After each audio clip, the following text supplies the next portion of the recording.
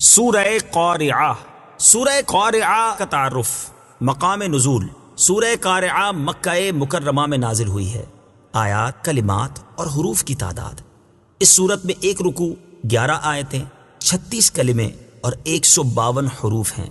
قارعہ نام رکھنے کی وجہ، قارعہ کا معنی ہے دل دہلا دینے والی، اور اس صورت کی پہلی آیت میں یہ لفظ موجود ہے۔ اس مناسبت سے اسے سورہ قارعہ کہتے ہیں۔ سورہ قارعہ کے مضامین۔ اس سورت کا مرکزی مضمون یہ ہے کہ اس میں قیامت کی ہولناکیاں بیان کی گئی ہیں، اور اس میں یہ مضامین بیان ہوئے ہیں۔ نمبر 1، اس سورت کی ابتدا میں بتایا گیا کہ قیامت کی دہشت اور سختی سے تمام لوگوں کے دل دہل جائیں گے، اور میدان قیامت میں لوگ پھیلے ہوئے پروانوں کی طرح ہوں گے، اور پہاڑ ریزہ ریزہ ہو کر دھنی ہوئی اون کے ریزوں کی طرح اڑیں گے۔ نمبر 2، اس سورت کے آخر میں بتایا گیا کہ جس کی نیکیوں کا ترازو بھاری ہوگا وہ تو جنت کی پسندیدہ زندگی میں ہوگا، اور جس کی نیکیوں کا ترازو ہلکا پڑے گا تو اس کا ٹھکانہ شعلے مارتی آگ ہاویہ ہوگا، جس میں انتہا کی سوزش اور تیزی ہے۔ سورہ عادیات کے ساتھ مناسبت۔ سورہ قارعہ کی اپنے سے ماقبل سورت عادیات کے ساتھ مناسبت یہ ہے کہ سورہ عادیات کے آخر میں قیامت کے اوصاف بیان کیے گئے، اور سورہ قارعہ میں قیامت کی ہولناکیاں بیان کی گئی ہیں۔ بسم اللہ الرحمن الرحیم۔ ترجمہ: اللہ کے نام سے شروع جو نہایت مہربان رحمت والا ہے۔ القارعہ، ما القارعہ، وما ادراک ما القارعہ۔ ترجمہ: وہ دل دہلا دینے والی، وہ دل دہلا دینے والی کیا ہے، اور تجھے کیا معلوم کہ وہ دل دہلا دینے والی کیا ہے؟ القارعہ، وہ دل دہلا دینے والی تفسیر صراط الجنان میں ہے، قارعہ قیامت کے ناموں میں سے ایک نام ہے، اور اس کا یہ نام اس لیے رکھا گیا کہ اس کی دہشت، ہولناکی اور سختی سے تمام انسانوں کے دل دہل جائیں گے۔ اور بعض مفسرین فرماتے ہیں کہ حضرت اسرافیل علیہ الصلوۃ والسلام کی آواز کی وجہ سے قیامت کو قارعہ کہتے ہیں، کیونکہ جب وہ سور میں پھونک ماریں گے تو ان کی پھونک کی آواز کی شدت سے تمام مخلوق مر جائے گی۔ وما ادراک ما القارعہ۔ اور تجھے کیا معلوم کہ وہ دل دہلا دینے والی کیا ہے؟ تفسیر صراط الجنان میں ہے، علامہ احمد ساوی رحمۃ اللہ تعالی علیہ فرماتے ہیں، اس آیت کا معنی یہ ہے کہ اے حبیب صلی اللہ تعالی علیہ وآلہ وسلم، آپ قیامت کی ہولناکی، شدت اور دہشت کو ہماری طرف سے آنے والی وحی کے ذریعے ہی جان سکتے ہیں۔ تو یہاں وحی کے بغیر قیامت کی ہولناکی کے علم کی نفی ہے، نہ کہ مطلق علم کی نفی ہے۔ یوم یکون الناس کالفراش المبثوث۔ ترجمہ: جس دن آدمی پھیلے ہوئے پروانوں کی طرح ہوں گے۔ یوم یکون الناس کالفراش المبثوث۔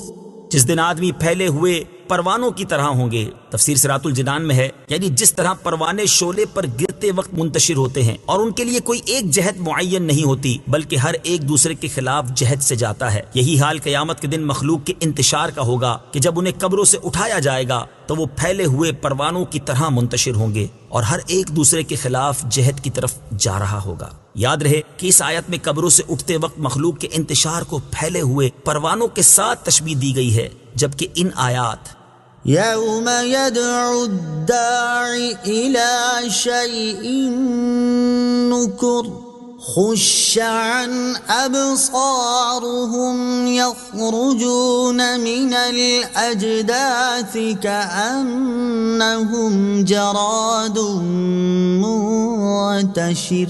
ترجمہ: جس دن پکارنے والا ایک سخت انجان بات کی طرف بلائے گا تو ان کی آنکھیں نیچے جھکی ہوئی ہوں گی، اس حال میں قبروں سے نکلیں گے گویا وہ پھیلی ہوئی ٹڈیاں ہیں۔ میں مخلوق کی کثرت کی وجہ سے انہیں پھیلی ہوئی ٹڈیوں سے تشبیہ دی گئی ہے۔ وَتَكُونُ الْجِبَالُ كَالْعِهْنِ الْمَنفُوشِ۔ ترجمہ: اور پہاڑ رنگ برنگی دھنکی ہوئی اون کی طرح ہو جائیں گے۔ وَتَكُونُ الْجِبَالُ كَالْعِهْنِ الْمَنفُوشِ۔ اور پہاڑ رنگ برنگی دھنکی ہوئی اون کی طرح ہو جائیں گے۔ تفسیر صراط الجنان میں ہے، یعنی دل دہلا دینے والی قیامت کی ہولناکی اور دہشت سے بلند و بالا اور مضبوط ترین پہاڑوں کا یہ حال ہوگا کہ وہ ریزہ ریزہ ہو کر ہوا میں اس طرح اڑتے پھریں گے جس طرح رنگ برنگی اون کے ریزے دھنتے وقت ہوا میں اڑتے ہیں، تو اس وقت کمزور انسان کا حال کیا ہوگا؟ فَأَمَّا مَن ثَقُلَتْ مَوَازِينُهُ فَهُوَ فِي عِيشَةٍ رَاضِيَةٍ وَأَمَّا مَنْ خَفَّتْ مَوَازِينُهُ فَأُمُّهُ هَاوِيَةٌ وَمَا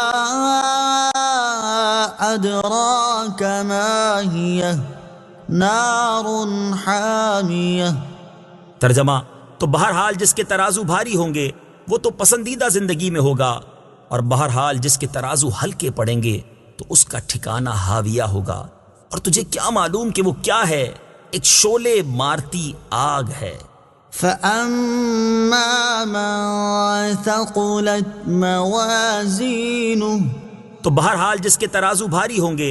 تفسیر صراط الجنان میں ہے، قیامت کا حال ذکر کرنے کے بعد یہاں سے قیامت کے دن مخلوق کی دو قسمیں بیان فرمائی گئیں۔ چنانچہ اس آیت اور اس کے بعد والی 5 آیات کا خلاصہ یہ ہے کہ قیامت کے دن حق کی پیروی کرنے کی وجہ سے جس کی نیکیوں کے ترازو بھاری ہوں گے اور اس کے وزندار نیک عمل زیادہ ہوں گے، وہ تو جنت کی پسندیدہ زندگی میں ہوگا، اور جس کی نیکیوں کے ترازو اس وجہ سے ہلکے پڑیں گے کہ وہ باطل کی پیروی کیا کرتا تھا تو اس کا ٹھکانہ ہاویہ ہوگا۔ اور تجھے کیا معلوم کہ وہ کیا ہے؟ وہ ایک شعلے مارتی آگ ہے جس میں انتہا کی سوزش اور تیزی ہے۔ اعمال کا وزن کیے جانے کے بارے میں ایک قول یہ ہے کہ قیامت کے دن مومن کی نیکیاں اچھی صورت میں لا کر میزان میں رکھی جائیں گی، اگر وہ غالب ہوئیں تو اس کے لیے جنت ہے، اور کافر کی برائیاں بدترین صورت میں لا کر میزان میں رکھی جائیں گی اور اس کی تول ہلکی پڑے گی، کیونکہ کفار کے اعمال باطل ہیں، ان کا کچھ وزن نہیں، تو انہیں جہنم میں داخل کیا جائے گا۔ اور ایک قول یہ ہے کہ قیامت کے دن صرف مومنوں کے اعمال کا وزن کیا جائے گا، تو جس مومن کی نیکیاں برائیوں پر غالب ہوئیں وہ جنت میں داخل ہوگا، اور جس کے گناہ نیکیوں پر غالب ہوئے تو وہ جہنم میں داخل ہوگا، اور اپنے گناہوں کی سزا پوری ہونے کے بعد جہنم سے نکال کر جنت میں داخل کر دیا جائے گا، یا اللہ تعالیٰ اپنے فضل و کرم اور اپنی رحمت سے اسے معاف کر کے جنت میں داخل کر دے گا، جبکہ کفار کے اعمال کا وزن نہیں کیا جائے گا، جیسا کہ اللہ تعالیٰ نے ارشاد فرمایا: فَلَا نُقِيمُ لَهُمْ يَوْمَ الْقِيَامَةِ وَزْنًا۔ ترجمہ: پس ہم ان کے لیے قیامت کے دن کوئی وزن قائم نہیں کریں گے، البتہ اس بارے میں تحقیق یہ ہے کہ جن کافروں کو اللہ تعالیٰ جلد دوزخ میں ڈالنا چاہے گا انہیں اعمال کے وزن کیے بغیر دوزخ میں ڈال دے گا، اور بقیہ کافروں کے اعمال کا وزن کیا جائے گا۔ اسی طرح بعض مسلمانوں کو اللہ تعالیٰ اعمال کا وزن کیے بغیر بے حساب جنت میں داخل کر دے گا۔ یہاں یہ بات ذہن نشین رہے، نمبر 1، قیامت کے دن میزان قائم کیا جانا اور اعمال کا وزن ہونا حق ہے۔ اللہ تعالیٰ ارشاد فرماتا ہے: وَالْوَزْنُ يَوْمَئِذٍ الْحَقُّ فَمَن ثَقُلَتْ مَوَازِينُهُ فَأُولَئِكَ هُمُ الْمُفْلِحُونَ وَمَنْ خَفَّتْ مَوَازِينُهُ فَأُولَئِكَ الَّذِينَ خَسِرُوا أَنفُسَهُمْ بِمَا كَانُوا بِآيَاتِنَا يَظْلِمُونَ۔ ترجمہ: اور اس دن وزن کرنا ضرور برحق ہے، تو جن کے پلڑے بھاری ہوں گے تو وہی لوگ فلاح پانے والے ہوں گے، اور جن کے پلڑے ہلکے ہوں گے تو وہی لوگ ہیں جنہوں نے اپنی جانوں کو خسارے میں ڈالا اس وجہ سے کہ وہ ہماری آیتوں پر ظلم کیا کرتے تھے۔ صدق اللہ العظیم۔